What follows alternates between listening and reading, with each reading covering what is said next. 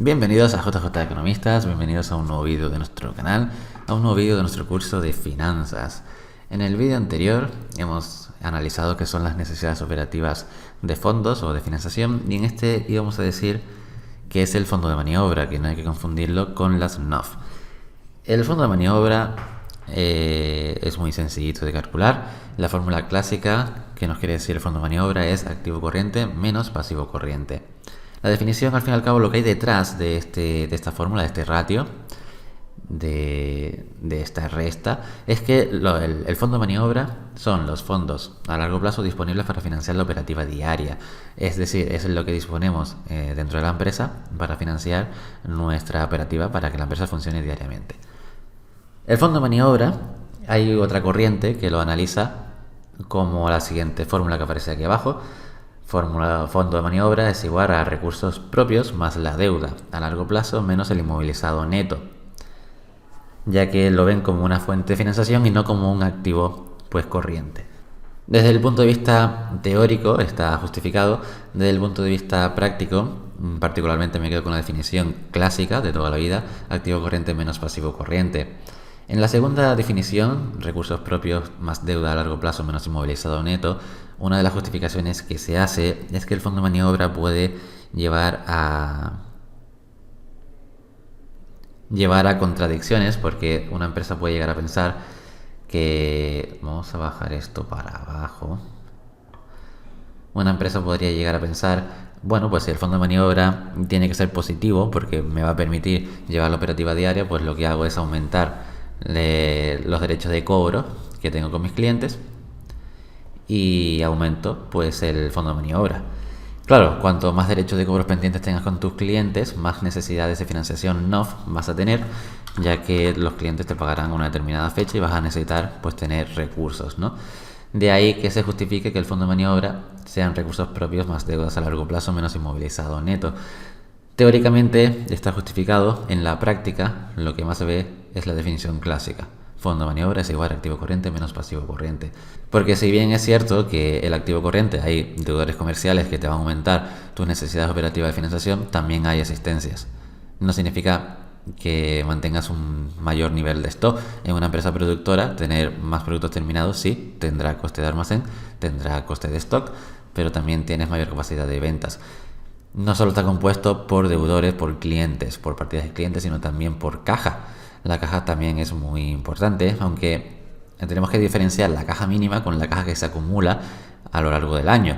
Hay muchas empresas que tienen una estructura financiera débil, que han tenido resultados negativos de ejercicios, y claro, lo que ocurre es que tienen una caja acumulada de ejercicios anteriores brutal que le permite hacer frente pues a la deuda, tanto a corto plazo como a las pérdidas que tengan ese resultado del ejercicio, cosa que con recursos propios y deuda a largo plazo no podrías hacer, ni con el inmovilizado que tengas en la empresa neto. El fondo de maniobra se tiene que entender más allá de como una fórmula, como una información financiera que te permita comprender qué es lo que necesita tu empresa para operar en el día a día, cuáles son los fondos en el caso de que tú te veas en una situación complicada por la situación económica que se esté viviendo.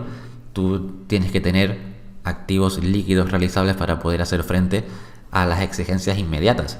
Con inmovilizado no podrás hacerlo.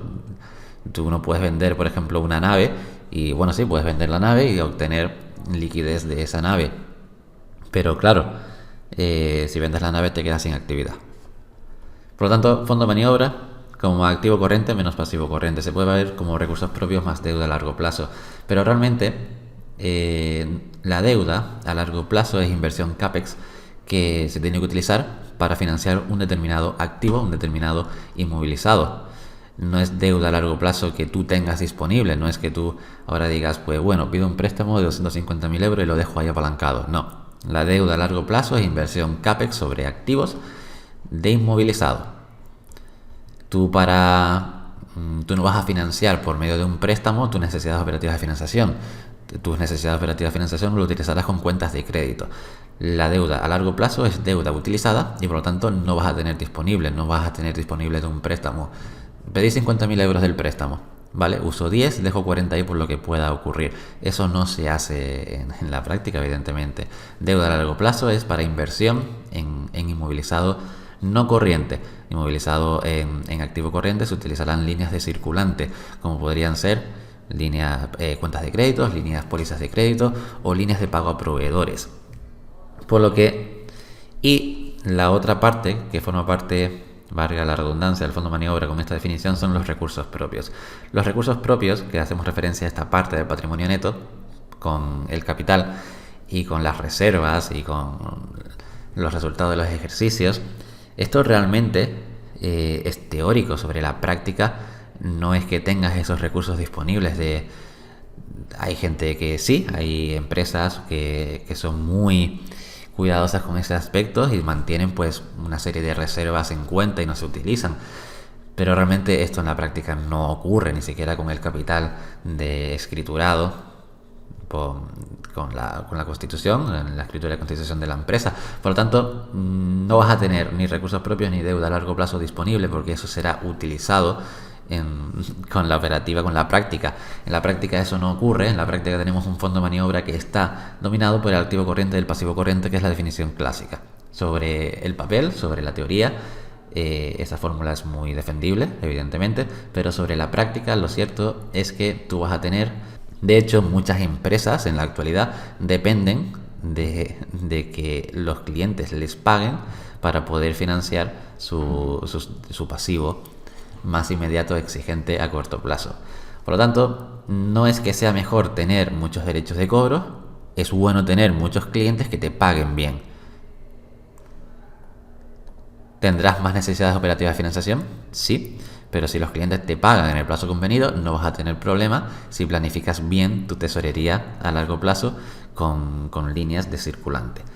Existencias vas a tener, no porque quieras acumular o no porque no vendas. Una cosa es tener muchas existencias porque se te hayan acumulado de no vender, y otra cosa es tener muchas existencias porque vendes mucho, ¿vale?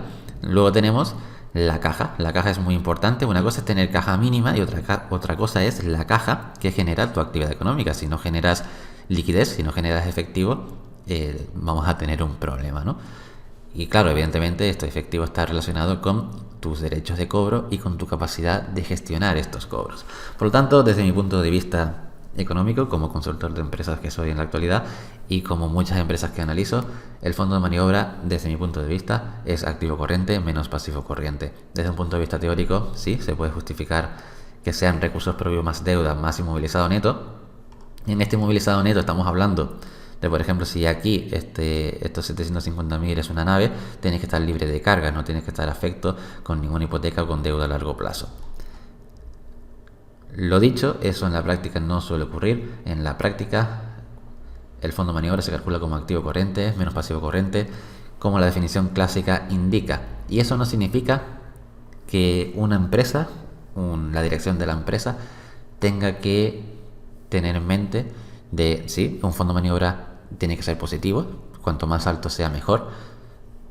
Se relaciona con el ratio de liquidez, hay que tener también cuidado con los recursos ociosos, posibles recursos ociosos que tenga la empresa, pero esto no significa que ahora el empresario tenga que dedicarse vale, pues entonces aumento el fondo de maniobra metiendo más clientes que me pagan peor, o si es que me pagan, pueden ser clientes de dudoso cobro, y aumento esta partida y por lo tanto tengo muchos derechos de cobro que podré gestionar para pagar mi operativa diaria. Eso no es cierto. Eso no se tiene que centrar la empresa en eso. La empresa se tiene que centrar en una buena gestión de cobros y en una buena gestión de compras.